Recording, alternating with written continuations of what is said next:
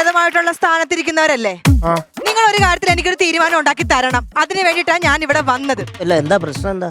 ഞാൻ നല്ല മാനവും മര്യാദയായിട്ട് ഭർത്താവും പിള്ളേരുമായിട്ട് ഒരു വീട്ടിൽ താമസിക്കുവാണ്.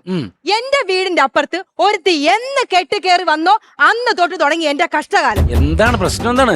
ഞാനും അവളും തമ്മിൽ ചെറിയൊരു ക്ലാഷ് ഉണ്ട്. എന്ത് ക്ലാഷ്? കാരണം എന്ന് വെച്ച് കഴിഞ്ഞാല് എന്റെ എക്സ് ലവറെയാണ് അവള് കല്യാണം കഴിച്ചിരിക്കുന്നത്.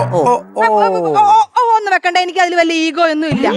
ചിലപ്പോ അവർ രണ്ടുപേരോടെ പോകുമ്പോഴത്തേക്ക് ഞാനൊന്ന് പാളിയൊക്കെ നോക്കാറുണ്ട്. കഴിഞ്ഞ ദിവസം ഞങ്ങൾ തമ്മിൽ ഒരു വഴക്കുണ്ടായി. അപ്പൊ അവള് പറയുവാ, നീ എന്റെ ഭർത്താവിനെ അടിച്ചു മാറ്റുമെങ്കിൽ നിന്റെ ഭർത്താവിനെ ഞാനും അടിച്ചു മാറ്റുമെന്ന്. ഇത് പറഞ്ഞ് രണ്ടാമത്തെ ദിവസം ഇത് കണ്ടോ? ബ്ലൗസ് അല്ലേ? ആരുടെ ബ്ലൗസ്? അവളുടെ ബ്ലൗസ് എന്റെ വീട്ടില്.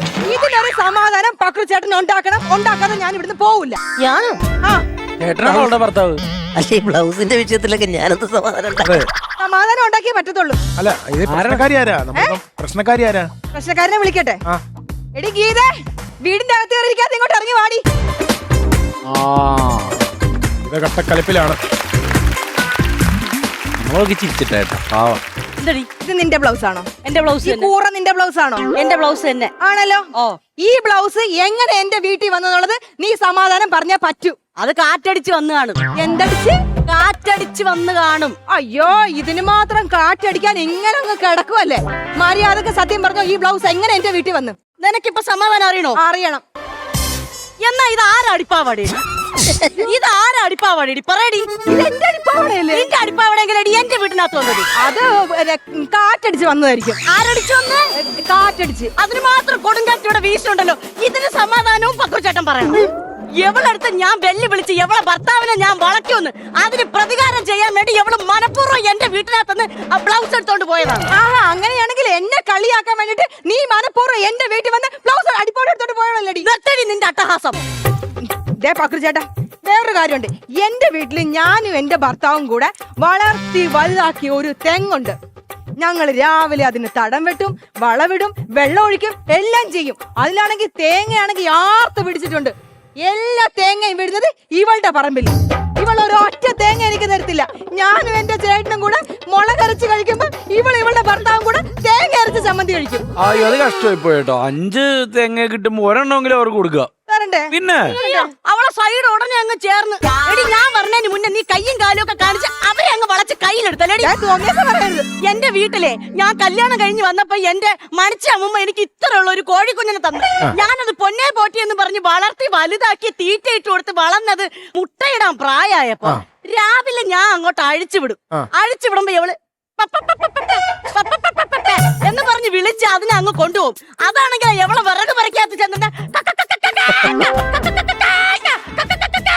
ഉള്ള മുട്ട മുഴുവൻ അവിടെ ഇടും. എന്നിട്ട് എവളെ ഭർത്താവും കൂടി മുട്ട മുഴുവൻ പൊരിച്ചു തിന്നിട്ട് മുട്ടയുടെ തോട് എന്റെ പറമ്പില്. അപ്പൊ അതാരടി സമാധാനം പറയും? 5 മുട്ട കിട്ടുമ്പോ 1 മുട്ടയ്ക്ക് അങ്ങോട്ട് കൊടുക്കാം.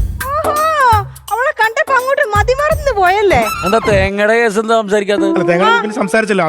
മുട്ടയുടെ കാര്യത്തിൽ നിങ്ങള് മര്യാദക്ക് എന്റെ തേങ്ങ തിരിച്ചു. മര്യാദക്ക് നീ എന്റെ മുട്ട താടി. എന്റെ തേങ്ങ താടി. എന്റെ മുട്ട താടി. എന്റെ തേങ്ങ. എന്റെ മുട്ട. എന്റെ മുട്ട. എന്റെ പൊന്നോ, ഞാൻ ഒരു കാര്യം പറയട്ടെ. എന്നാൽ ഈ നമ്മളെപ്പോഴും കണ്ടുവരുന്നതാണ് ഈ വഴക്കെന്നൊക്കെ പറയുന്നത്. ഈ താമസിക്കുന്ന സ്ഥലങ്ങളുടെ പ്രശ്നങ്ങളാണ്. നിങ്ങൾ ഇവിടെ നിന്നൊക്കെ സത്യം പറഞ്ഞൊന്ന് മാറി നിൽക്കണം. അല്ലാതെ ഇവിടെ കിടന്ന് അടുത്തടുത്ത് വീടും വെച്ച് അങ്ങോട്ടും ഇങ്ങോട്ടും എപ്പോഴും വഴക്കടിക്കുക. നമ്മൾ പ്രാക്ടിക്കലായിട്ട് ചിന്തിക്കണം. അല്ലെ എന്നും ഈ വഴക്കടിക്കണ നേരം കാണുള്ളൂ. അല്ല, ഞാൻ പറഞ്ഞല്ലോ, എന്റെ വീടിന്റെ ഒക്കെ അടുത്ത് എന്തോരം സ്ഥലമുണ്ട്. 10 സെന്റ് എന്റെ വീടിന്റെ ഒക്കെ അടുത്ത്. എന്റെ വീടിന്റെ തൊട്ട് മുമ്പിൽ ഒരു 10 സെന്റ് സ്ഥലം കിടപ്പുണ്ട്. തൊട്ടപ്പുറം മാറി 5 സെന്റ് മേടിക്കും. തൊട്ടപ്പുറത്ത്.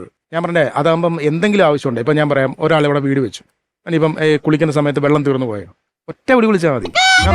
പിന്നെ ഇനി അവിടെ രാത്രി കറണ്ട് പോയി, ബൾബ് മാറണം, ഒറ്റ വിളി വിളിച്ചാൽ മതി, ഞാൻ ഓടി വരും.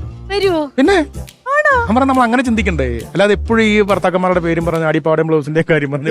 ചങ്ങനാശ്ശേരിക്കാരല്ലേ അവിടെ സെന്റിന് അറിയാവുന്ന സ്ഥലം അത്. സെന്റിന് 5 ലക്ഷം രൂപ ഉണ്ടായിരുന്നതാണ്. ഇവൻ അവിടെ സ്ഥലം മേടിച്ചോടെ അത് 1.5 ലക്ഷം രൂപയായി. നിങ്ങളൂടെ ചെല്ല് ചിലപ്പോ നമുക്ക് 70,000 രൂപയ്ക്ക് മേടിക്കാം. അപ്പൊ ഞങ്ങള് അങ്ങോട്ട് പോണം, അങ്ങോട്ട് വരണം. അവിടെ താമസിക്കുന്ന ഒരു പ്രശ്നവുമില്ല. എപ്പോഴും നമുക്ക് സ്നേഹമായിട്ട് സന്തോഷമായിട്ടൊക്കെ ജീവിച്ചു പോകാം. അതുകൊണ്ട് ആ പൂതി കൊള്ളാലോ. ഞങ്ങൾ രണ്ടുപേരോട് അങ്ങോട്ട് താമസിക്കാൻ വരണം. നല്ല മനസ്സാണ് കേട്ടാ. അപ്പുറത്തും ഇപ്പുറത്തും 2 സുന്ദരിമാരെ ഇരുത്തി അങ്ങ് സുഖിക്കണം. ഞങ്ങൾ തമ്മിൽ ചെറിയ വഴക്കൊക്കെ ഉണ്ട്, അതൊക്കെ അതൊക്കെ ഞങ്ങൾക്ക് തീർക്കാൻ എല്ലാ ഞങ്ങൾക്ക് അറിയാം. കാര്യമുണ്ടോ ഞങ്ങളുടെ നാട്ടിലും വീട്ടിലൊക്കെ ഞങ്ങൾ കണ്ണിലുണ്ടികളാ. ഞങ്ങൾ അവിടുത്തെ ഞങ്ങൾ ഞാൻ കയറി വന്നെങ്കിൽ ഈ നാട്ടുകാരനെ നന്നായിട്ട് തന്നെ നോക്കണത്. പിന്നെ ഞങ്ങളെ പ്രശ്നം ഞങ്ങൾ പറഞ്ഞു തീർത്തോളാം. അല്ലടി, എന്നാൽ ഈ ബ്ലൗസും അടിപ്പാവടെ എങ്ങനെ അങ്ങോട്ടും ഇങ്ങോട്ടും വന്നു? എടി, ഇന്നലെ എന്റെ വീട്ടിലെല്ലാരും അയൽക്കൂട്ടം.